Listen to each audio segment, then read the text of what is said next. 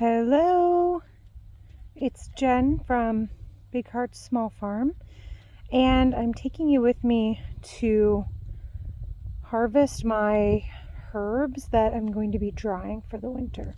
So we're outside here and we're going to get started. So what I'm focusing on today is my lavender, which is here,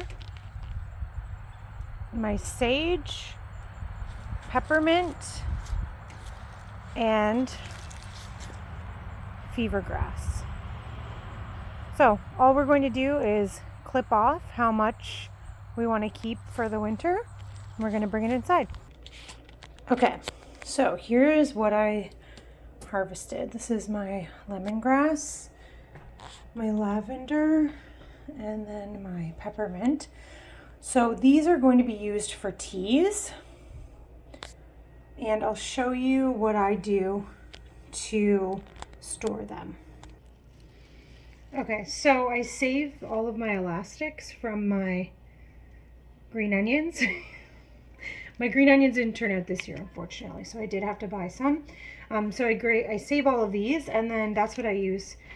Because of how much peppermint it is, I'm going to split it into two.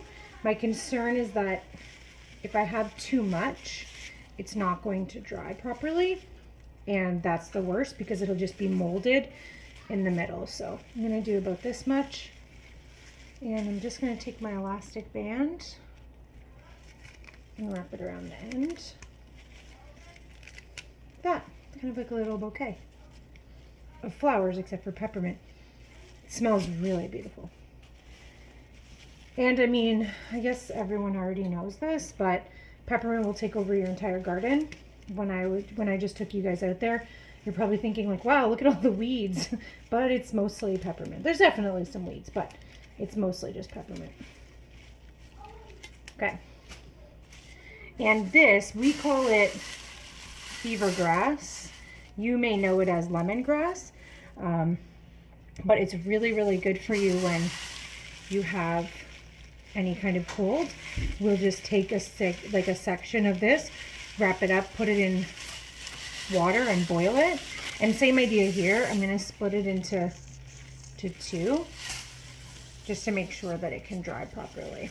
In the past, what I've done with the fever grass is put it into a paper bag and let it dry there. So that can also work, but I'll show you my plan for this year that I want to try. And I want to see if it's better. Whoops, the elastic broke. I'll try this one's a little bit thicker. And with the lavender, that one is just more for the smell, but I guess if you were having, some anxieties, you could boil it for a tea and help calm your nerves. I also will put it in a little bouquet on our bedside tables too. It smells nice. I put it with some sage and eucalyptus. I don't put any water in it, just the mason jar. Let's see, I don't know if this elastic will do it. Okay, so far so good. Nice. Okay, and then with the lavender, because we're not going to be consuming it, I'm not really that worried about it not drying properly because I'm not going to ingest it, but oh, the smell.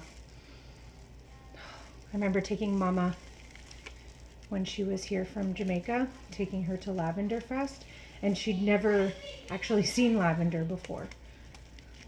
So I think that was a pretty cool experience for her. There we go. Okay, I'm going to show you where I'm putting these. Okay, so this is our kitchen window, and I've just put these little hooks up here. I probably need to add another one because of the amount that I have, but I'll just make it work. And what I'm doing is I'm just hanging it by the elastic on there. And I'll show you, I harvested my eucalyptus before the frost, and if you can hear, it's crunchy. It's dried really beautifully there and nothing is flaking off.